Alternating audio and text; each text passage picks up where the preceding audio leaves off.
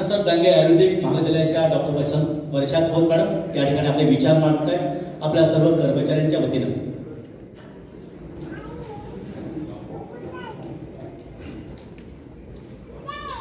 संतश्रेष्ठ ज्ञानेश्वर माऊलींच्या नावाने नावारूपाला आलेल्या आपल्या या संस्थेमध्ये दरवर्षी घडणाऱ्या या स्नेहवारीत सहभागी झालेले आपण सर्वच या संस्थेचा भाग आहोत ही आपल्या सर्वांसाठी भाग्याची गोष्ट आहे. संस्था आणि कर्मचारी यांच्यामधील हा स्नेहबंध मने जोडणारा आपुलकीचं नातं निर्माण करणारा एक कौटुंबिक मेळा आहे. आपल्या कर्मचाऱ्यांच्या पाठीवर थाप देत असताना उभारी देणारा हा मेळा वर्षभर सर्वांसाठी ऊर्जा देतो आणि म्हणूनच या संस्थेच्या उज्ज्वल भवितव्याचा तो प्रेरणास्रोत आहे.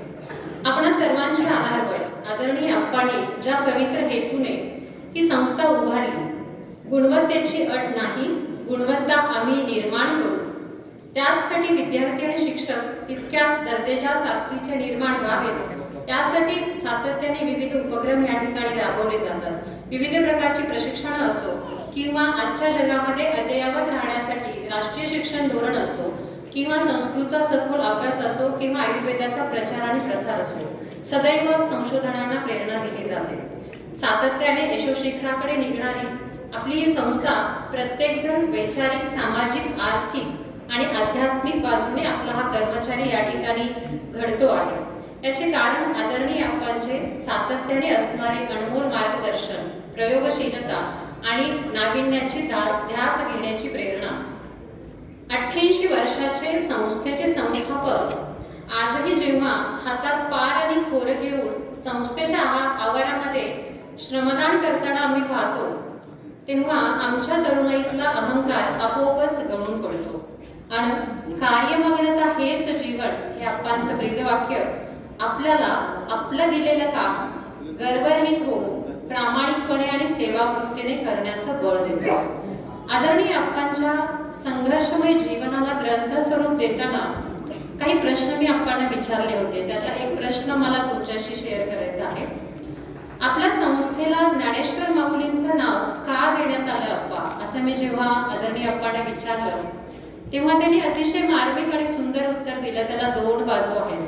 पहिली बाजू, अप्पा म्हणतात की आपल्या मनात लोककल्याणाचे विचार यावेत आणि तेच आपण इतर लोकांनाही सांगावेत, अशा पद्धतीचं ज्ञान देणारी, सांगणारी पिढी आपल्या संस्थेमध्ये तयार व्हायला पाहिजे. आणि यासाठी त्यांच्या पुढे कोणाचा आदर्श ठेवायचा, तर ज्यांनी आपल्या आत्मबलाच्या जोरावर संघर्षमय जीवन जगत भारतीय संस्कृतीतलं सर्वश्रेष्ठ व्यक्तिमत्व कुठलं असेल तर संत ज्ञानेश्वर माऊली, म्हणून आपल्या संस्थेचं नाव संत ज्ञानेश्वर शिक्षण संस्था.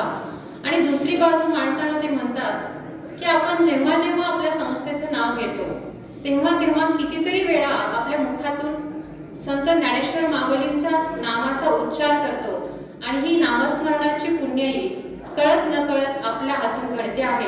हा आध्यात्मिक विचार पेरण्याची दूरदृष्टी अप्पांनी तेव्हा ठेवली होती, ही आपल्यासाठी एक अभिमानाची गोष्ट आहे.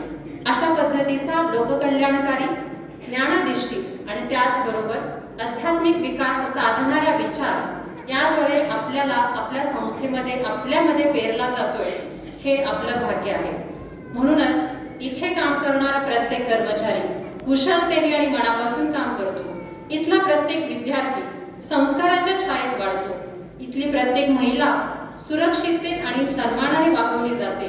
अशा सौहार्दपूर्ण वातावरणात असणारी आपली ही संस्था, आदरणीय भाऊ जे प्रत्येक व्यक्तिशः ज्यांच्यावरती, प्रत्येक कर्मचाऱ्यावरती त्यांचं लक्ष असतं आणि त्यांचं योग्य मूल्यमापन करून त्यांना योग्य भूमिका देतात. मी आदरणीय भाऊंचंही या ठिकाणी मनापासून त्यांच्यावरती कृतज्ञता व्यक्त करते.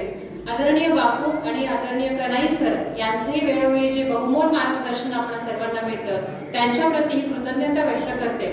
आणि आपल्या सगळ्यांच्या सर्वांगीण विकासासाठी झटणारी आपली संस्था जगदविख्यात व्हावी, हे आदरणीय अप्पांचं स्वप्न सत्यात उतरवण्यासाठी आपण सर्वजण आपल्या संस्थेशी प्रामाणिकपणे कार्यरत राहूया एवढी अपेक्षा व्यक्त करते आणि आपल्या सर्वांच्या वतीने मी पुन्हा एकदा संस्थेच्या प्रती ऋण व्यक्त करते. धन्यवाद. धन्यवाद मॅडम. यानंतर आपल्या सर्वांच्या वतीनं